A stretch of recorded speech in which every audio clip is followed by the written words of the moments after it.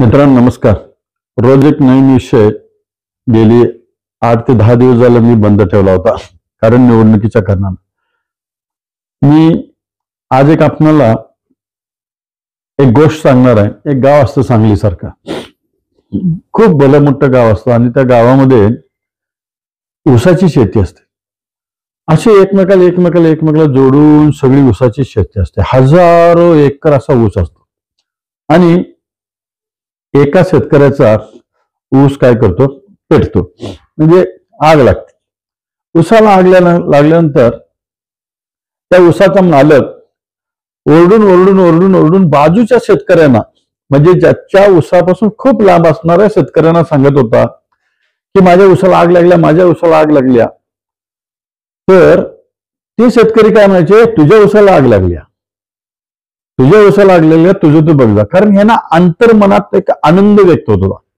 का तर आग त्याच्या ऊसाला लागल्या, आपल्या नाही.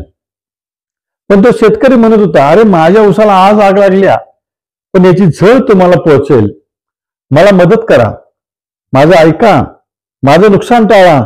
माझं नुकसान म्हणजेच तुमचं नुकसान इनडायरेक्टली. आज माझा ऊस पेटलाय, समजून घ्या आणि मला मदत करा.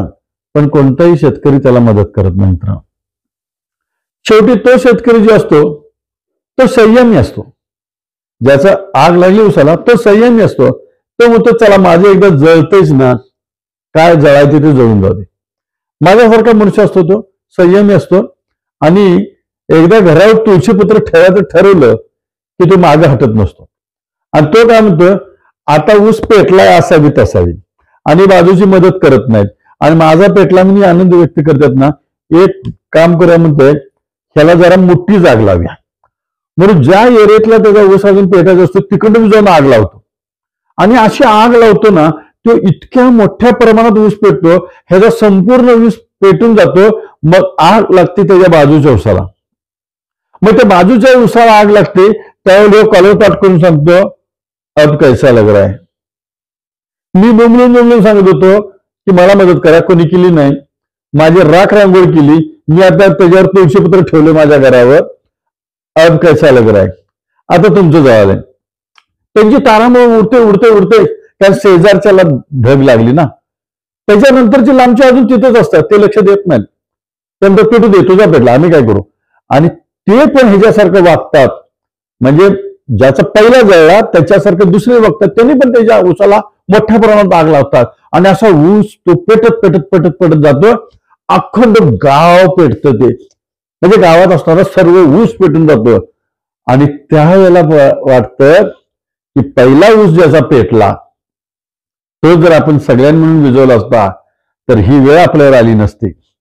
तसंच मी गेली 2 दिवस काय पोस्ट टाकतो, त्या पोस्टवर माझी पोटतिडकी न समजून घेता, मला काय बोलायचंय यातली वाक्यरचनाच न समजून घेता, जी काय बुद्धिमान लोक जे चाललेत ना वेगळ्या धूर्त विचारानं, त्यांची अवस्था हीच होणार आहे. कारण मी आज बोलतोय, आज माझं जळलंय असं तुम्हाला वाटतंय. माझं जळलेलं नाही, तुम्हाला वाटतंय. तुमचं जळेल म्हणून मी सांगालोय. आता जाळून घ्यायचं का इजवायचं हे तुमच्या हातात आहे. माझ्या या गोष्टीतनं काय अर्थ घ्यायचा तुम्ही ठरवा.